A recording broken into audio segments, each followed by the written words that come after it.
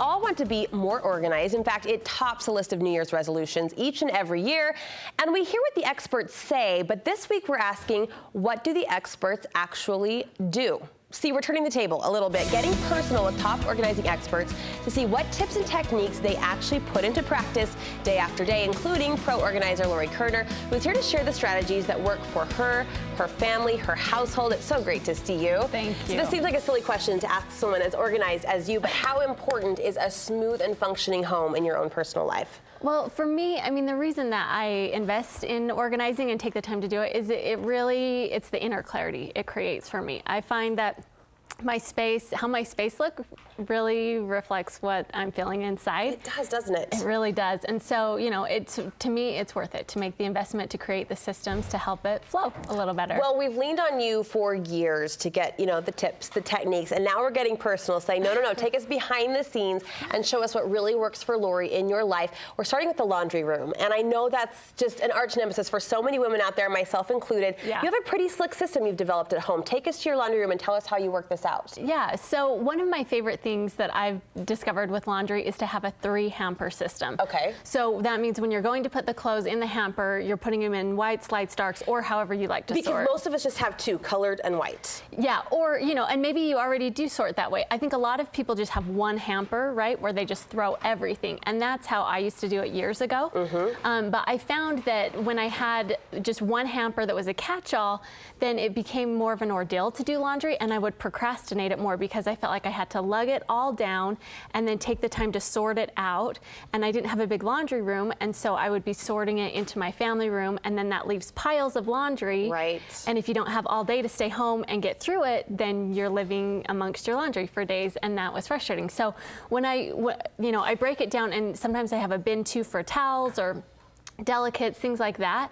And obviously you have to have the space to house all of these. So you got to, not go too overboard. But the idea being, if you break it down and simplify it, it helps you stay more on top of it. Your basket system wasn't space commanding or overtaking of your room. It was kind of just tucked in a corner, 3 kind of vertically lined bins. And I have to laugh, over the weekend, I put down my Christmas decor finally. Welcome to January. Don't judge. But anyway, I got it all put away, and I sat down, and I got a text from my sister saying, doesn't it feel so good when your laundry's all put away? She had just tackled laundry. I was feeling like the queen of the world with Christmas, and all of a sudden I was like, I have piles of laundry. Those piles do weigh on your mental energy as well. They totally do. Yeah, and so I think another thing that helps me to get the laundry actually folded and then put away, right? That's where I struggle. Steps, yeah.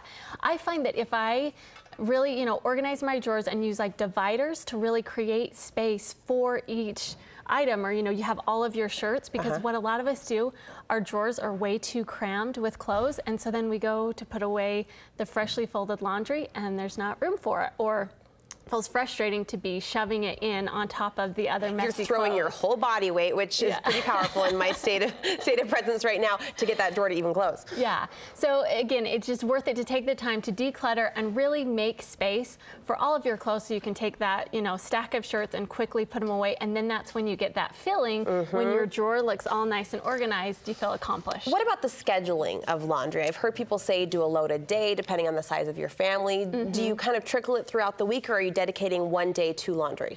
For me, as a single mom working, I feel like I'm not home all that much. It would be nice to dedicate one day and be done.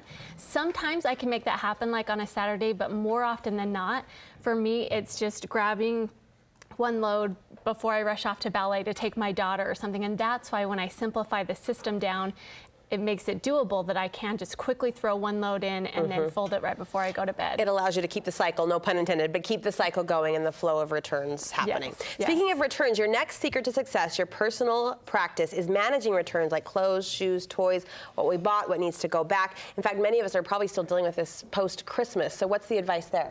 Yeah, so I like to just gather in, have a bin, maybe by where I keep my purse, or, on the way out the door or something. Open up space in one of your cupboards or closets where you can gather the library books that need to be returned or that shirt or whatever it is. So that's one step that helps, is to just gather them in one location, right? I love in that. a bin. Yeah, and what about actually executing the return? Because that bin could fill up fast. It definitely does. And I think the thing that holds most of us back is the receipt, right? We think, oh, I know I need to take that shirt back, but what did I do with that receipt? Where is it? And we don't want to take the time to find it.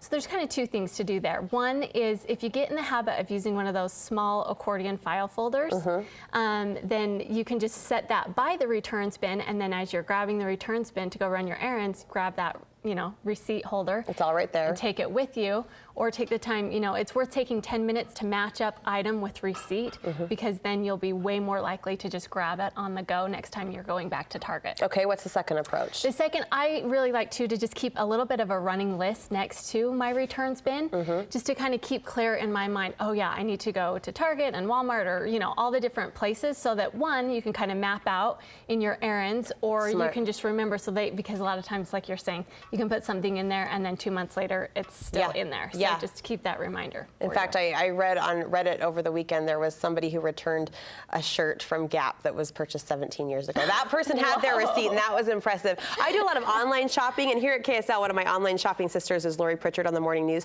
She told me too, this was a great tip. I thought it doesn't always apply, but if stores do an e-receipt, always go for that option, because then you at least have it electronically, right? You're not shuffling through the paper pile. It's true. You can quickly search it on your email. All right, finally, that to-do list that we women write with pride and check off with even more pride. Any tips for managing that? Yeah, I'm a big fan of a to-do list, because I think it, gets it out of your head, so you're not trying to juggle everything, and you can just focus on hopefully what you're trying to accomplish in the moment, not thinking about, oh yeah, I've got to do this or that.